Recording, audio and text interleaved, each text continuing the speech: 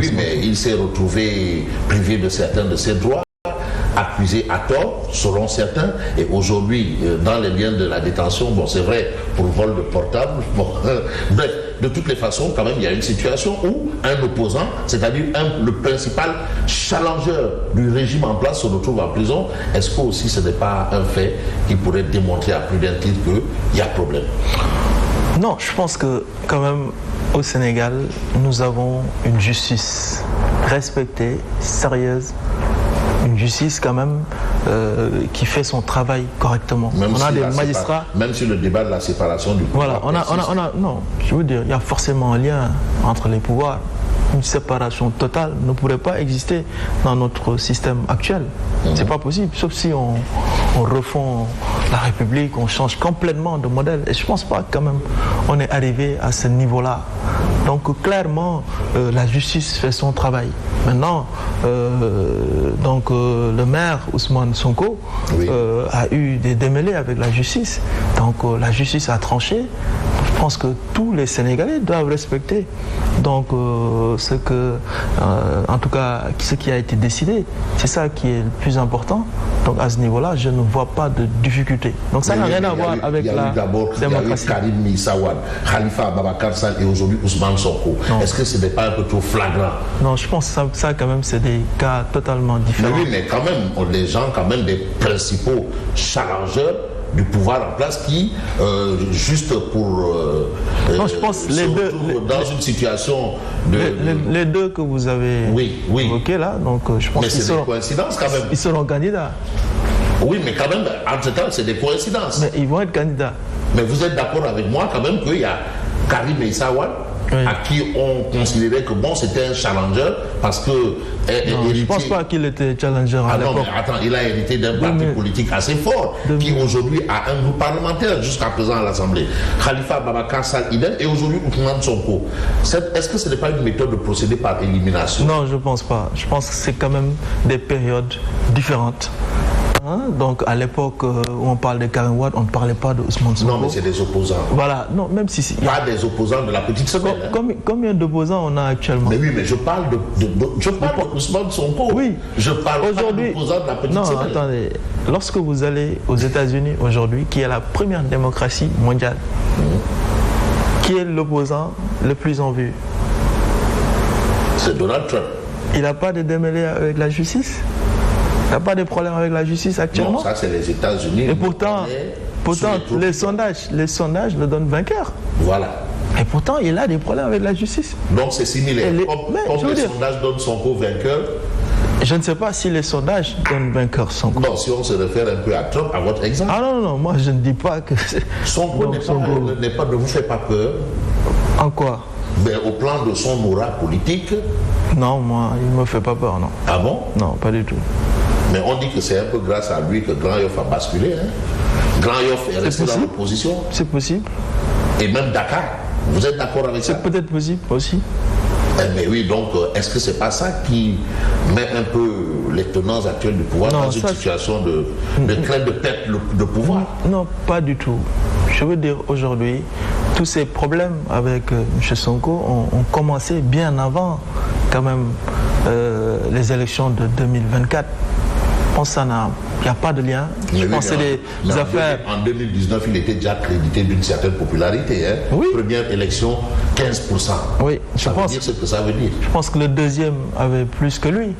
Oui, mais donc s'il fallait éliminer... il a préféré le Mourokso mais s'il fallait éliminer... S'il fallait éliminer quelqu'un, quand même, c'est peut-être le deuxième qu'il fallait éliminer d'abord, avant d'éliminer le troisième. Le deuxième négociait déjà avec le numéro 1 avant même l'élection. Oui, mais même si... C'était pas une foudre. Je veux dire, les Sénégalais quand même sont libres. Hein.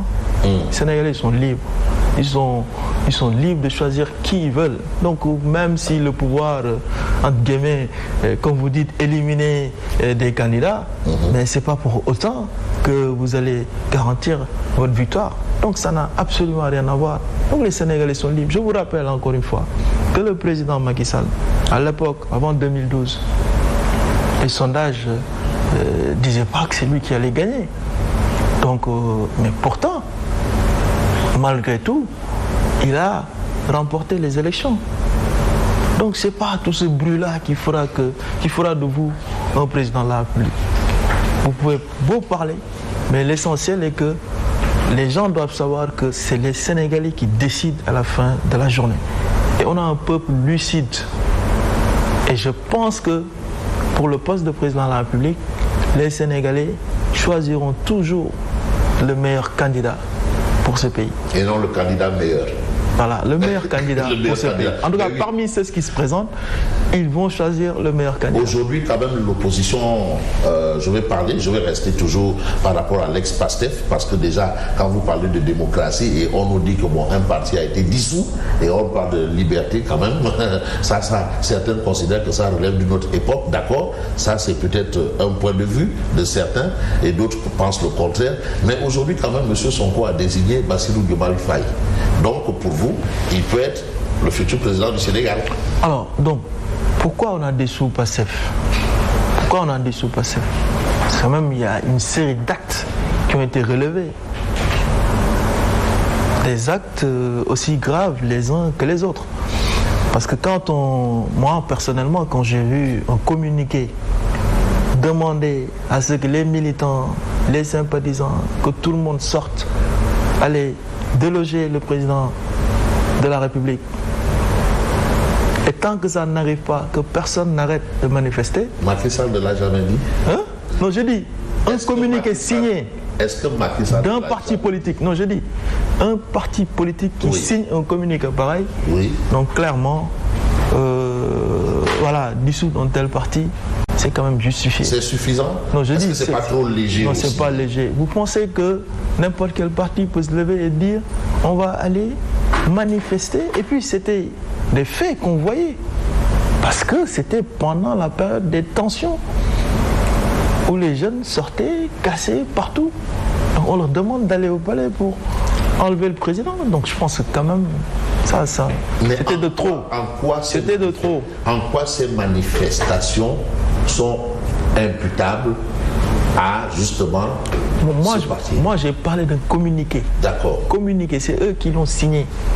Moi j'ai pas dit ce que les gens ont dit, etc. C'est eux qui l'ont signé. Sur la base seulement de ce communiqué, ce parti pouvait être dissous. Juste ce communiqué. Normal, dans une république normale.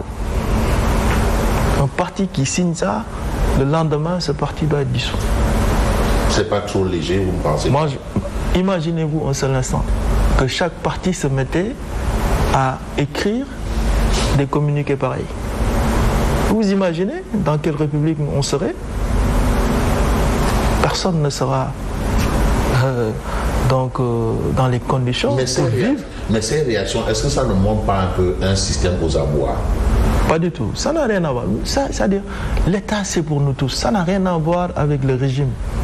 Ça n'a rien à voir avec le régime en place. C'est juste l'État. L'État, on doit le préserver.